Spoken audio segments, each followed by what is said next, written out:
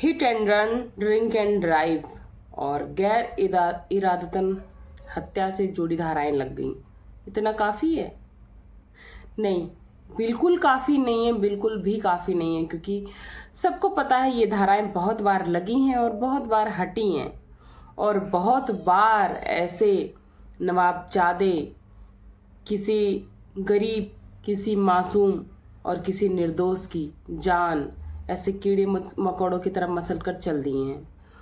तो बात को आगे बढ़ाऊंगी, लेकिन उसके पहले जिसके साथ ये हुआ है आप उसी की जुबानी कुछ बातें मेरे सुनिए। भाई बहन और मेरे सोसाइटी के 2 लोग थे, हेमाली बेन पटेल जिनकी डेथ हो गई है अभी, और उनके हस्बैंड पूरब भाई पटेल जिनकी अभी क्रिटिकल कंडीशन है। हम लोग संगम से फतेहगंज की ओर रिटर्न आ रहे थे, तभी हम लोग अपनी गाड़ी पे थे, 2 व्हीलर्स पे थे। तो एकदम से पीछे से हमको जो गाड़ी है उसने टक्कर मारी है, और वो गाड़ी काफी हाई स्पीड में थी। और मैं जब गिरा तो मेरी आंखें खुली हुई थी, और मैंने जो सीन देखा कि मेरे बाजू में जो चला रहे थे ना वो गाड़ी, उनकी गाड़ी बहुत उसने जोर से टकराई है और पीसीस पूरे हवा में उड़ रहे हैं गाड़ी के, और वो हस्बैंड वाइफ भी काफी इंजर्ड हुए थे। और ये आप सीन पीछे बैठे थे गाड़ी में किधर? नहीं, मैं 2 व्हीलर चला रहा था। और आपके पीछे कौन बैठे थे? मेरे पीछे मेरा भाई और मेरी बहन बैठे थे। और क्या नाम है उनका? उनका नाम है जयेश केवलानी और कोमलबेन केवलानी। किस तरह देख रहे हो कि जब आप सिटी साइड में इस तरह की बनाव बन रहे और क्या कहोगे इस बारे में? देखो, इनको जो है रोकना चाहिए, क्योंकि ये सब जो है वो फाइन करने से कंट्रोल नहीं हो सकता है।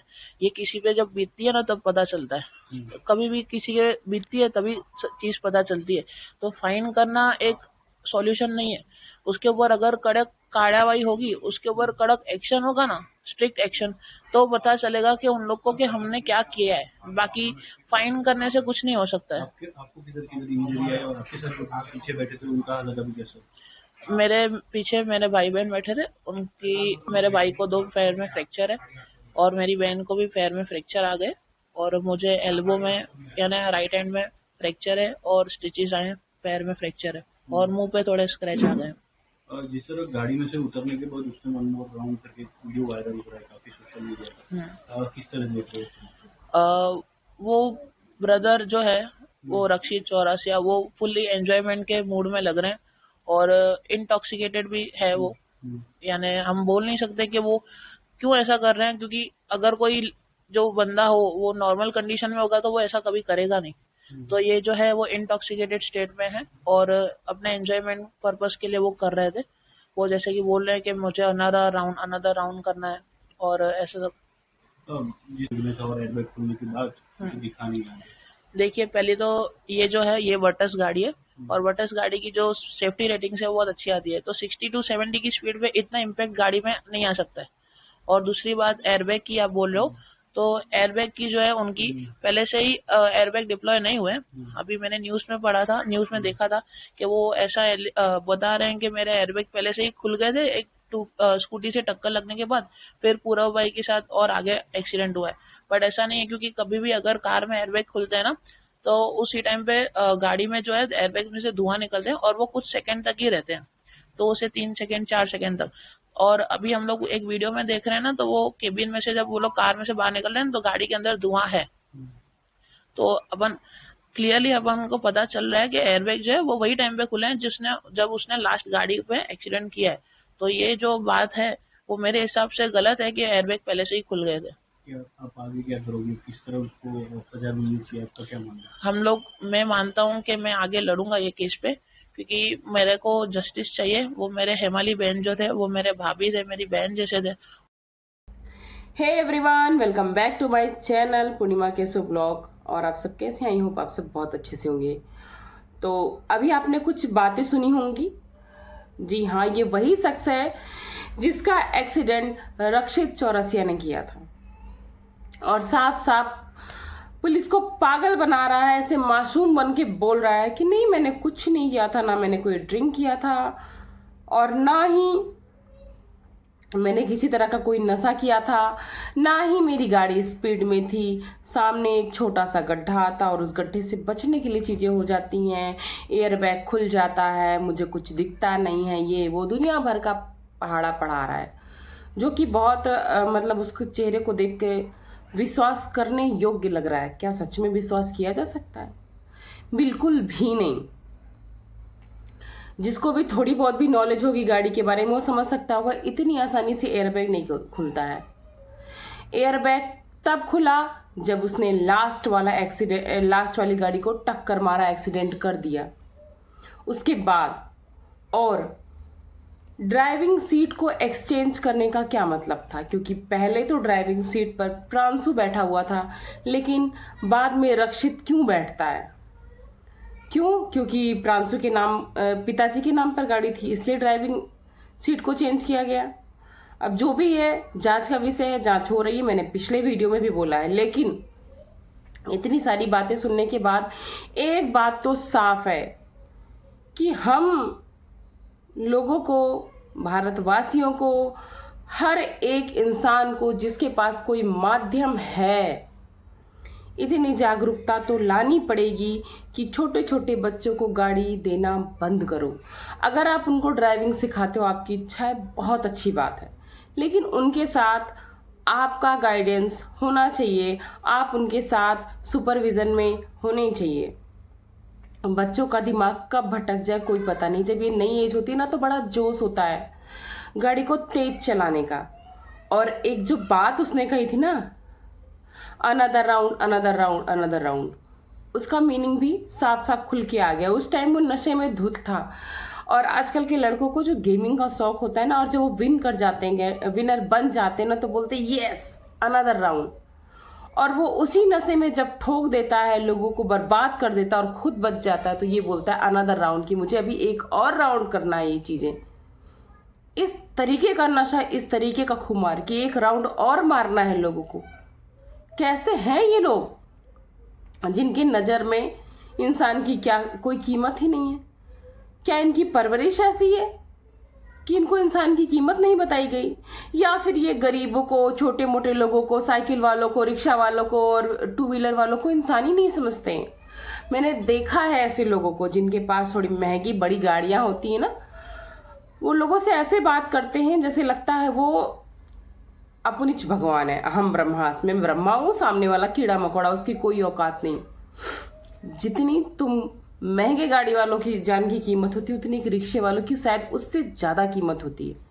तुम्हारे पास तो बहुत बैकअप होता है तुम्हारा परिवार संभालने के लिए, लेकिन हो सकता है सामने वाला जो है एकमात्र सहारा हो अपने परिवार को संभालने के लिए। तो इस तरह कीड़े मकोड़ने समझना बंद करो। जो इस बच्चे ने बात बोली है ना, बहुत सही बोली है कि सिर्फ जुर्माना से कुछ नहीं होगा। बड़े बाप की औलादें हैं, जुर्माना देना इनका चुटकियों का काम है। लाख 20 जुर्माना क्या है? कुछ नहीं है। ये पैसे ही भर के तो अपने बच्चों को बचाते हैं, तो जुर्माना देना इनके लिए कौन सी बड़ी बात है? इस बार जुर्माने से काम नहीं चलेगा। आप लोगों से रिक्वेस्ट है, जो भी वीडियो देख रहे हैं, आवाज अगर उठा सकते हैं, जिनके पास माध्यम है, कोई चैनल है, कुछ आवाज उठाइए। जुर्माना देकर हर बार रईस जादे नहीं बच सकते हैं। जुर्माना से किसी की जान वापस नहीं आ सकती है। किसी घर का संरक्षक, किसी घर का बेटा, किसी माँ का बच्चा, किसी विधवा का पति, किसी बच्चों का पिता, किसी बच्चों की माँ वापस नहीं आ सकती है। और जुर्माना देना इन रईस जादों के लिए कोई बहुत बड़ी बात नहीं, इनके ऊपर कोई इफेक्ट नहीं पड़ता। इनको तो मिलनी चाहिए कड़ी से कड़ी सजा। जो इस बच्चे ने बोली है ये बहुत जरूरी है। अगर कड़ी सजाएं मिलने लगी तो हमारे यूथ के लिए एक लेसन होगा, एक लेसन होगा पूरे समाज के लिए कि इस तरह की चीजें ना करें। यूथ तो डरेगी ही डरेगी, साथ में पेरेंट्स भी डरेंगे, जो थोड़े से पैसे और ज़्यादा ही बोलो पैसे आ जाने में इतना चूर हो जाते हैं कि हम तो अपने बच्चे को सारी सुविधाएं दे देंगे, चाहे उसकी एज हो, चाहे उसकी समझदारी उतनी हो या नहीं हो। अभी एक और केस आया है जिसमें एक बच्चे ने ही अपने सहपाठी का सर काटकर फुटबॉल खेल लिया। किस तरह के लोग हो गए हैं बताओ? उस पर भी मैं पहले थोड़ी सी जांच करूंगी, उसके बाद आपके सामने एक वीडियो जरूर लेके आऊंगी। इस टाइम बच्चों को पूरी तरह से गेमिंग में ढकेल दे रहे हैं लोग, अपने आप को फ्रीडम दे रहे हैं, माई किटी पार्टियां कर रही हैं या फोनों में व्यस्त हैं, टीवियों में व्यस्त हैं, पिता अपने बिजनेस में व्यस्त हैं। पर ऐसे बिजनेस का, ऐसे पैसे का, ऐसे फ्रीडम का, ऐसे एंजॉयमेंट का क्या फायदा जो आपकी आने वाली जनरेशन को खराब कर दे रही है। उसके अंदर मानवता, प्यार, मोहब्बत, रिश्ते, नाते, इंसान की जान की कोई कीमत ही नहीं है। रिक्वेस्ट, अपने बच्चों को टाइम दीजिए, उनके साथ रिश्ते बनाइए, उनके अंदर की बातें जानिए, अपनी बातें शेयर करिए। शायद तब वो बाहरी दुनिया से, इस आर्टिफिशियल दुनिया से निकलकर आपके साथ टाइम स्पेंड कर पाए। बच्चों को देखा है हमने कि छोटे छोटे बच्चे ना, जो बहुत ज़्यादा टाइम तक गेमिंग, टीवी, मोबाइल में घुसे रहते हैं, वो वहाँ से हटने के बाद भी उसी दुनिया में उसी तरह की बातें, उसी तरह की हरकतें करते हैं। बहुत खतरनाक है, बहुत ही डेंजरस है। तो आप लोगों से रिक्वेस्ट है कि आप लोग की क्या इच्छा, आप लोग बताना कि इस बार क्या जुर्माना लगना चाहिए या सजा होनी चाहिए। और गुजरात जैसे एरिया में जहां दारू बैन है, नशा बैन है, इतनी आसानी से उनको जुगाड़ कैसे मिल जाता है। कोई बहुत बड़ा एफर्ट नहीं डाला उसने नशा करने के लिए। वो ड्रग्स भी किया हुआ था, जांच सैंपल में आ चुका है, और उसने भांग भी पी रखी थी और ड्रिंक की बोतल हाथ में रखी थी, जिसका नमूना मैं आपको डाल दूंगी। ये एक्सीडेंट के कुछ घंटे की पहले की वीडियो है। यहाँ पर ये जाते हैं स्कूटी से, स्कूटी खड़ी करते हैं प्रांशु के पीजी में, और वहां से ये लोग कार में बैठते, और यहाँ पर भी इनके हाथ में बोतल थी, बोतल में अल्कोहल था, और यहाँ पे भी इनका जोश आप देखिए, एक बार में स्कूटी नहीं चढ़ती है, और बहुत बुरी तरह से इनके ये नशे में एकदम धुत लग रहा है। जिस तरह से इनका जोश, जिस तरह से इनका हाव भाव दिख रहा है। ये प्रिंटेड टी शर्ट वाला रक्षित का दोस्त ही है प्रांशु।